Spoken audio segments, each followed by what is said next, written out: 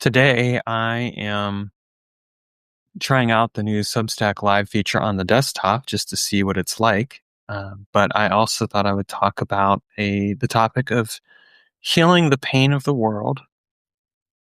And really, this came about because I responded to a note that was on Substack where uh, that was put out there, where the person was essentially talking about why a lot of people get into magic or do a lot of the work that they do is because they want to heal the world. They want to heal, everything around them. They want to fix it. And I thought, that's fascinating. So let's talk about that a little bit.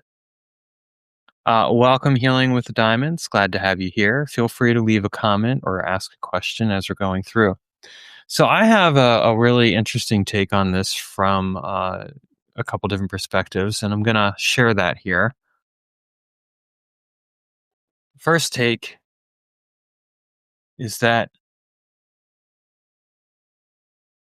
and I say this from my own perspective of having been there, done that, is that there is a very real tendency for people who want to heal the world to basically bypass their own pain and bypass the pain within them that needs to be addressed. So they get caught up in the pain of the world because they don't want to deal with the inner pain that they're with.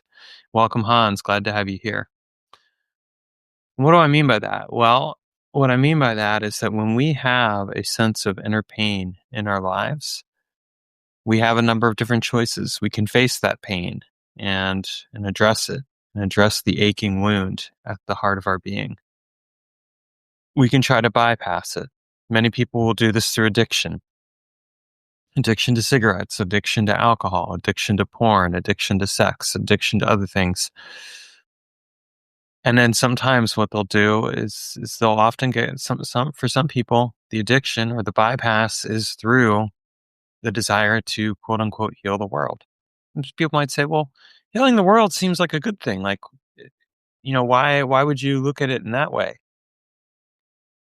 The reason I look at it in that way is because a lot of times what I've observed is that when people are trying to fix problems outside of themselves, a lot of times what they're really trying to do is establish a sense of control that allows their inner child to feel okay. If I can take care of the external environment, then the inner child will be okay. And this rarely works because what's not being addressed is the fundamental truth that the reason the inner child isn't okay is because the inner child isn't okay with themselves. And so it isn't okay with the self. And so this isn't to say that we shouldn't care about what's going on in the world or that we shouldn't support causes or anything like that. Let me be very clear about that. As somebody who's involved in a couple of different communities and among other things does some volunteer work where I go away to some weekends to help men do the work that they need to do on themselves, I fully support that. And it's because of that work that I've done and seeing how that work shows up that I've come to recognize how it can be a form of bypass when we get focused on trying to fix the world without really taking a look at ourselves. In my note today, what I shared was that I think that the route with magic and meditation and things like that is that when people get into magic and meditation, sometimes they get into it for that reason. They want to quote unquote heal the world. And I've met lots of wounded healers out there. People who are fantastic at Reiki and energy work and other things like that. And they are so focused on being givers, but they're not able to receive themselves. And there is a fundamental wound in their being that contributes to that whole experience. And then they end up getting exhausted and burned out. One of the reasons I developed the Inner Alchemy of Wintering, which is both a book and a class, is because that really focuses on helping people recover from spiritual burnout. And a huge component of it is that it's about doing the self-work, the inner work, taking care of yourself, showing up for yourself. Because when people don't show up for themselves and don't take care of themselves, at some point they will burn out. That's just a reality. And I've seen it. And I've been that person who's burned out. Like I have just done so many different things, tried to quote unquote fix other people, fix the world, other things like that. And in the end, ended up burning out and feeling a lot of resentment. And really what it's done is it's brought me right back to my wound. It's brought me back to recognizing that fundamentally I'm not okay with something. And if I'm not okay with something around me, I have to also look at what I'm not okay with within me. So one of the things that I really advocate for in terms of the work that I do with people is I advocate for looking at like the self-care regimes. And I'm going to share a couple self-care practices that I do that are both part of my magical and spiritual work, but also just part of my daily life. So one of the things that I like to do is really focus on taking care of the foundation. And the foundation, in my opinion, is the body. Our bodies are the foundation of the rest of our lives. If we're not taking good care of our bodies, then we're probably not taking good care of other areas of our lives. If we're taking good care of our bodies, then this starts to change the way that we relate to the other areas of our lives. And this isn't to say that somebody who's super fit automatically has everything figured out. It doesn't mean that they don't have a money wound, or it doesn't mean that they don't have some other wounds. It doesn't mean that they have other things going on. It just means that fundamentally they may have some things that can start to be addressed by taking care of the body. So that's really important. Welcome, Sheena. Glad to have you here. Again, folks, if you have any questions or comments as I am doing this talk, feel free. So, one of the ways that I um, look at self care for myself is I start my day out with stretches and exercise. I have a saying that applies, which is wake the body up and the mind will follow. The idea behind this is that I see a lot of times, or what I perceive a lot of times, is that people will get started with like checking their email first thing in the morning, or looking at their technology, or doing something else along those lines. And so right away, their minds are roped into a recursive loop that grabs their attention, because they're looking at emails to see like who from work messaged them about something, or what's going on here, or they start looking at news items. I've been that person, by the way. I'll look at Facebook, or I'll look at the news feed, and then like that can end up derailing the day. So what I've been learning to do, and it's something I still work at sometimes. So I say that with all transparency. Like anything that I'm teaching about, honestly, it's something that I'm working on in my life to some degree or another, and that's one of the reasons I'm teaching on it. Teach what you know. Teach what you're going through, and note that with the teachings that I'm still very much basing it on the idea of like, by working on myself, that's the way that I can serve my community, because that healing, that inner work that I'm doing extends outward to the world around me. So what I've learned to do is to not look at my phone first thing of the day. I get up, I stretch, I do calisthenics, I do some martial arts, and what I'm really doing is I'm waking my body up, and I'm allowing my mind to wake up with it. This is also a really good way I've found to deal with any anxiety or worry or fear that comes up. It's not that the anxiety, worry, or fear is automatically gotten rid of. It's just that by giving myself a route of physical movement, it gives me a way to express that energy. And so that's one thing that I really advocate for as a practice.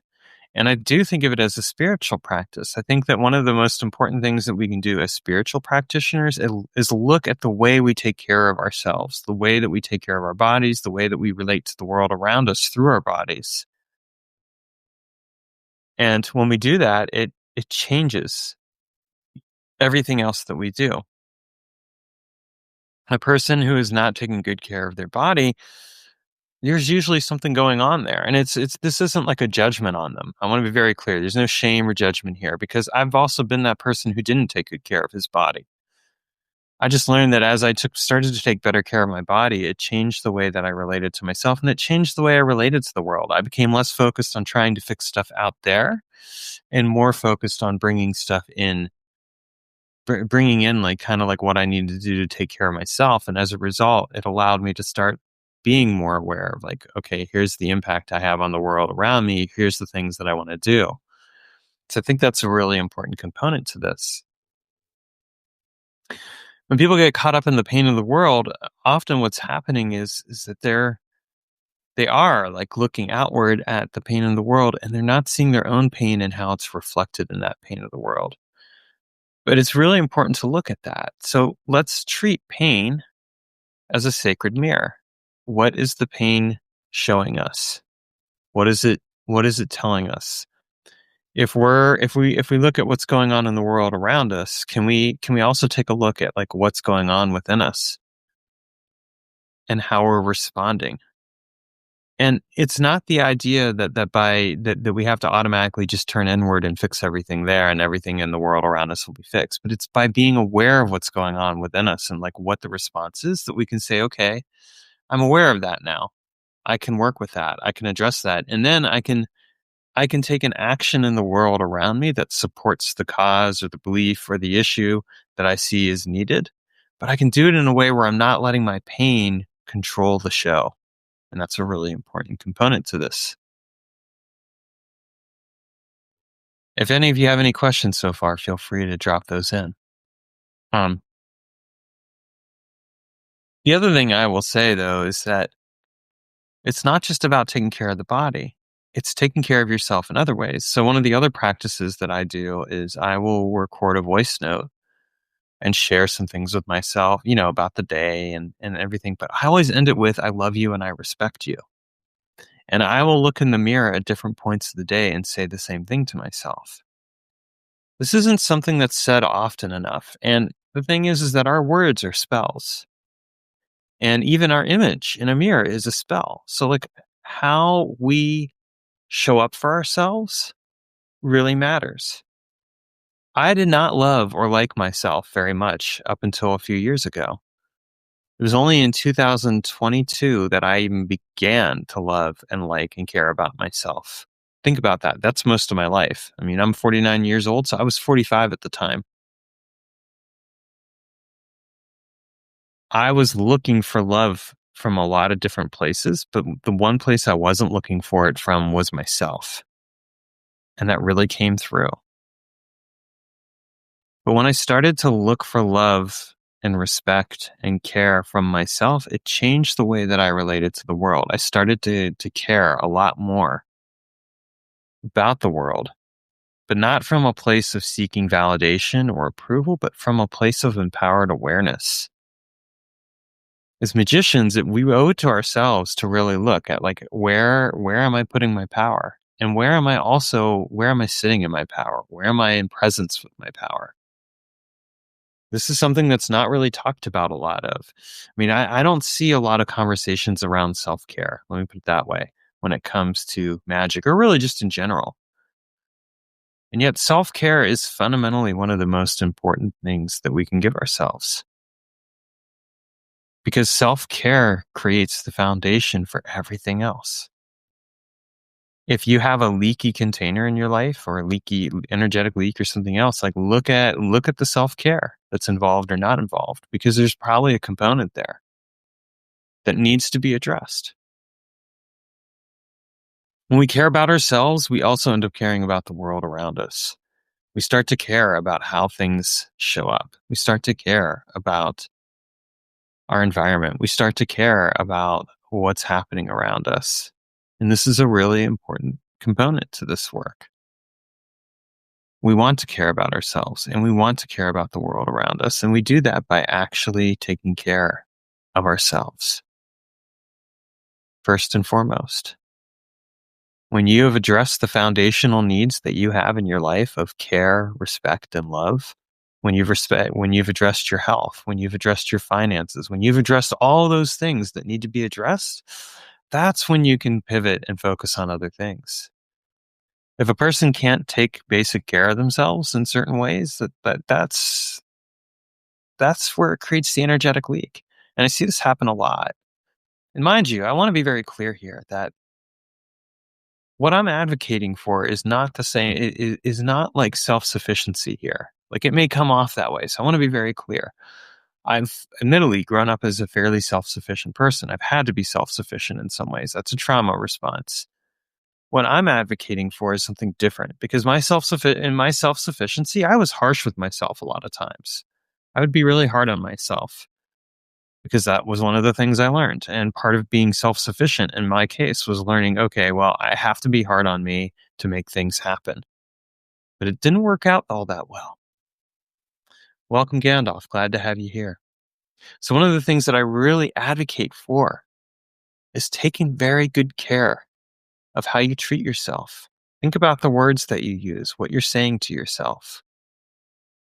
Because by taking the time to say, like, I love you, I care about you, I respect you, and putting into place good habits and behaviors allows you to start addressing the okay wound.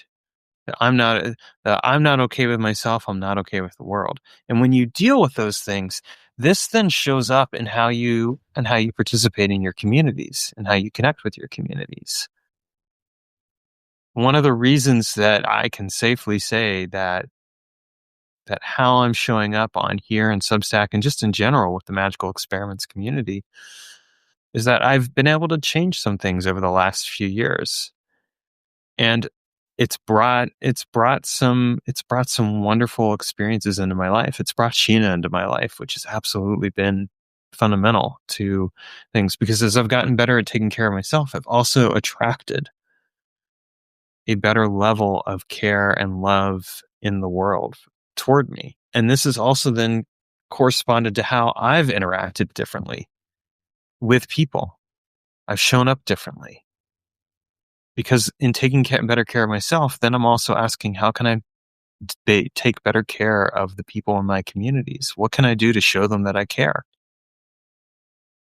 Case in point, the other day I had someone write me an email expressing gratitude for a class. And I had asked if I could use their testimonial, and they were great with it. It took a day or so, but I ended up writing them back. I wouldn't have always done that. I wouldn't have thought to do it. And that was in part a comment on myself. I wouldn't have necessarily fully received what they shared, and I wouldn't have necessarily thought, okay, I can reach out and show them a similar level of care because I wasn't taking care of myself. So you see what I'm saying? Like how we take care of ourselves matters because it extends to how we take care of the people in our lives. It extends to the communities. It extends to the way that we show up in the world. And this is something that I think needs to be spoken to more in magic. And it's again one of the reasons I came up with the inner alchemy of wintering, because in my wintering experiences, I found that the wintering experiences fundamentally changed the way that I experience the world. I had spent so much time not being fully in touch with myself and the way that I showed up in the world that I couldn't show up for other people. But when I started taking better care of myself, it also changed the way I showed up for people. I started to be more grounded in myself. And this is an ongoing progression. This is ongoing work. It may be ongoing for the rest of my life. I don't know if I'll ever fully have it, but I think it's worth the pursuit because it has led to a deeper level of contentment and presence in my life. And that is huge. That's what I want to bring to people around me. It's what I want to bring to myself.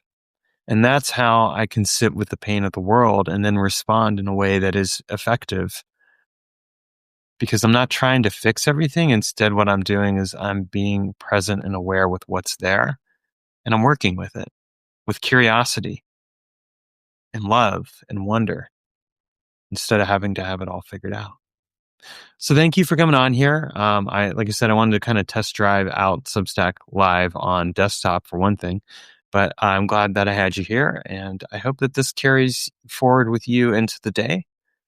And if you're on YouTube, please subscribe and take a look at this as well. And feel free to leave any comments. All right, have a wonderful rest of your day.